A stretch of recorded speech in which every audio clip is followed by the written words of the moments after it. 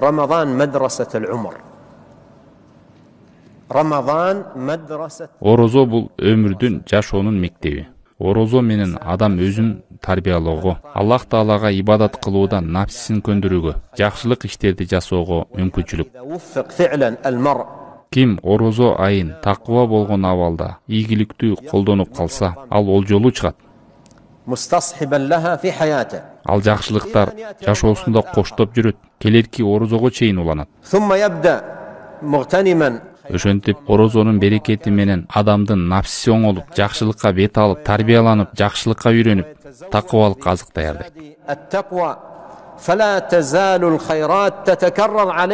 Ушинтип жакшылыктар адамда кайталана берет, орозого жеткен сайын.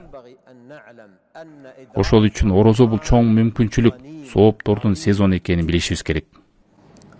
كم من إنسان كان يتمنى أو يؤمل أن يدرك رمضان وربما Канча деген адамдар ниет кылып, үмүт кылып, бул орозого жетсем деп келди.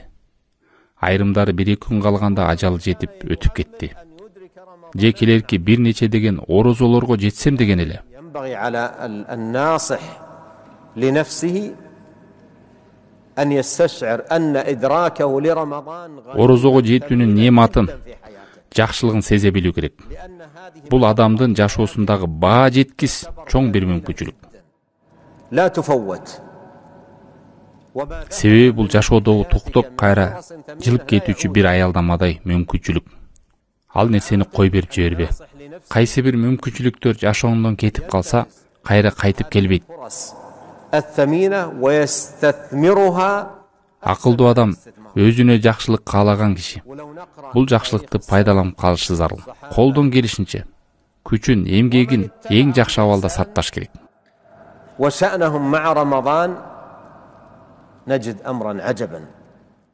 Эгерде биз мурунку өтүп кеткен салафтардын жана аларды ээрчиген солих адамдардын ороз айындагы абалдарын окуган кезде ажайып нерселерди табабыз. وملازمة المساجد إلى غير ذلك من الأعمال العظيمة. Алардын ибадатка болгон бошонуусу, көп нерселерди кыскарткандыгы, жакшылык иштерге болгон умтулуулары, Куран окууга, кайрымдуулугу, Аллах Тааланы зикир кылгандары, мечиттерге болгон мамилелери. Ушул айдын артыкчылыгын, мүмкүнчүлүктөрүн колдонуп калыш үчүн алар көп деген жакшы иштерди кылып калышчу эле.